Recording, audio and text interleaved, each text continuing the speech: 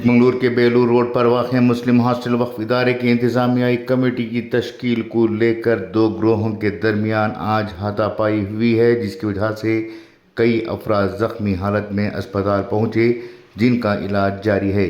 इत्तलात के मुताबिक मुस्लिम hostel committee की जनरल बॉडी मीटिंग का इनक़ाद ताजरान शादी महल में मुनक़द किया गया था, जिसमें 500 से ज़ायद मेंबरान ने शिरकत की थी।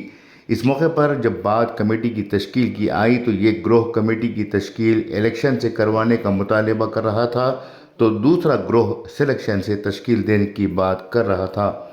इसी बात को लेकर दोनों ग्रोहों में पहले लगवी झड़प हुई, बाद में मामला मुश्ताल हो गया और दोनों ग्रोहों के दरमियान खूब मारपीट हुई। इस मारपीट में नसीर अहमद और सैयद अली को शदीद चोटें आई हैं, जिनका इलाज चिकमंगलूर सरकारी अस्पताल में चल रहा है। वाक़े की इत्तला पाकर पुलिस मौके पर पहुंची और हुजूम को मुंतशर किया। इस सिलसिले में चिकमंगलूर टाउन स्टेशन में नसीर अहमद और सैयद अली ने 5 अफराद के खिलाफ शिकायत दर्ज करवाई है, जिनकी शनाख्त जौहर, यूनाइटेड ज़मीर, चांदू, मुकर्रम और दीगर अफराद हैं। आज इनिशिस जिला वफ़ अफसर मोहम्मद इरफान की सदारत में तय पाई थी। गौरतलब बात यह है कि मुस्लिम हॉस्टल की इमारत का तामीरी काम अभी चल रहा है। ऐसे में इस इमारत के इंतज़ामात के लिए कमेटी बनाई जा रही थी, लेकिन इंतज़ामात का दावा करने वाले ही इस कदर बदनज़मी का शिकार हुए हैं कि वो अस्पताल पहुँचे हैं और बाज़ थाने पहुँचे। चिकमंगलूर से मोहम्मद अकबर की रिपोर्ट।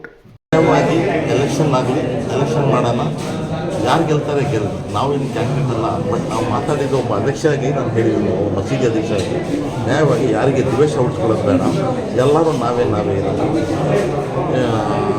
ಯಾಕೆ ಬೇಕು ಅವ್ರಿಗೆ ನನಗೆ ಊಟ ಹಾಕಿಲ್ಲ ನಿನಗೆ ಕೈ ಹತ್ತಿಲ್ಲ ಅಂತ ಬೇಕು ಆಗಬಾರ್ದು ಅಂತ ನಾನು ಆ ಮಾತು ಹೇಳಿದ್ದೀನಿ.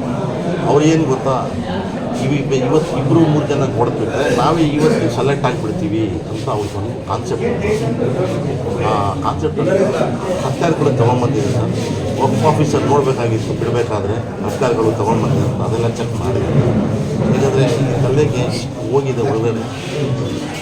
ನನಗೆ ಅವನು ಜೌಗರ್ ಅಂತ ಇದ್ದಾನಲ್ಲ, ಬೇಜಾನ್ ಹೊಡೆದ ಸರ್. ಅವನು ಅಣ್ಣ ತಮ್ಮ ಎಲ್ಲ ಸೇರಿ ಏನಾಗಬೇಕು ಅಂತ ಅವರಿಗೆ ಚೋಡು ಈ ಹೊಡೆದವರಿಗೆ ಏನಾಗಬೇಕು ಸರ್? ಬಿಡಿ ಸರ್, ಅವ್ರಿಗೆ ಆಯಕ ಅವಿನಂದ ಆಯಕ ಆಗ್ಬೇಕಂತ ತಮ್ಮ ಹೆಸರು ಸರ್? ಬಚ್ಚಾ ಬೋಲ್ತಾ छोड़ो बाकी का